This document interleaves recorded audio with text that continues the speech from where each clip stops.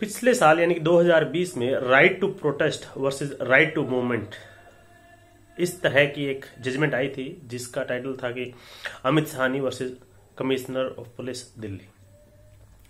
ये जो केस था ये शाहीन बाग में जो रोड पर प्रोटेस्ट किया गया था उसको चैलेंज करते हुए था और उसमें अमित साहनी जो कि दिल्ली में एडवोकेट है, उन्होंने ये पहले दिल्ली हाई कोर्ट में केस किया था, बाद में अपील में सुप्रीम कोर्ट आए थे और सुप्रीम कोर्ट की 3 जजों की बेंच ने एक डिटेल जजमेंट इस मामले में दिया था। सुप्रीम कोर्ट ने उस समय कहा था कि भारत के संविधान के अनुसार भारत में राइट टू प्रोटेस्ट और राइट टू डिसेंट सबका है और डेमोक्रेसी में ये जरूरी भी है, लेकिन ये अब्सोल्यूट नहीं है। ये ऐसा नहीं है कि कोई भी आदमी कहीं पर भी किसी भी तरह जो है प्रोटेस्ट कर सकता है। इस पर रीजनेबल रिस्ट्रिक्शन होते हैं और इस पर जो है जनरली जो राइट टू प्रोटेस्ट होता है वो इट डेजिग्नेटेड प्लेसेस होता है। ऐसा नहीं कि किसी भी पब्लिक प्लेस पर आप खड़े होकर के प्रोटेस्ट करने लग गए।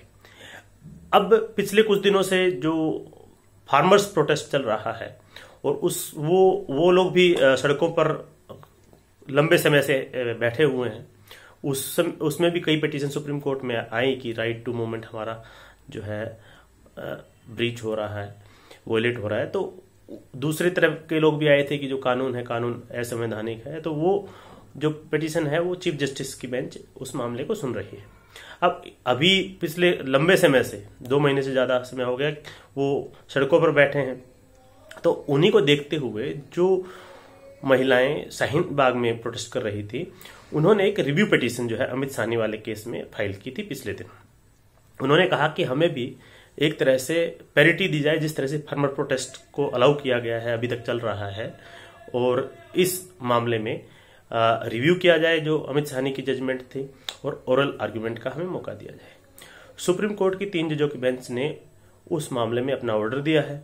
सुप्रीम कोर्ट ने ओरल आर्ग्यूमेंट के लिए मना किया है क्योंकि जनरली जो रिव्यू होता है वो इन चैम्बर होता है, विदाउट ओरल जो आर्ग्यूमेंट या ओपन कोर्ट में किसी मामले में रिव्यू का डिसीजन होता है। तो उसको रिजेक्ट कर दिया है। उसके बाद कोर्ट ने ये भी कहा है कि जो उनकी जजमेंट है उसमें कोई भी एरर नहीं है और इस जो ये पिटीशन है उसको डिसमिस किया जा रहा है। लेकिन उन्होंने और भी बातें कही हैं। उन्होंने कहा है कि भारत की जो कॉन्स्टिट्यूशनल स्कीम है उसमें right to protest and right to protest and express dissent जो है ये है, लेकिन this comes with certain duties. तो कुछ ड्यूटीज भी आपकी होती है और उसमें ये भी कहा गया कि राइट टू प्रोटेस्ट है वो एनीवेयर एवरीवेयर, मतलब एनी टाइम एवरीवेयर। ऐसा नहीं है कि कहीं पर भी किसी भी समय किया जाए। कभी कभी ऐसा हो सकता है कि किसी स्थान पर स्पॉन्टेनियस प्रोटेस्ट हो, लेकिन कोई जो पब्लिक प्लेस है उसको आप इंडेफिनेटली जो है ऑक्युपाई करके नहीं रह सकते हैं।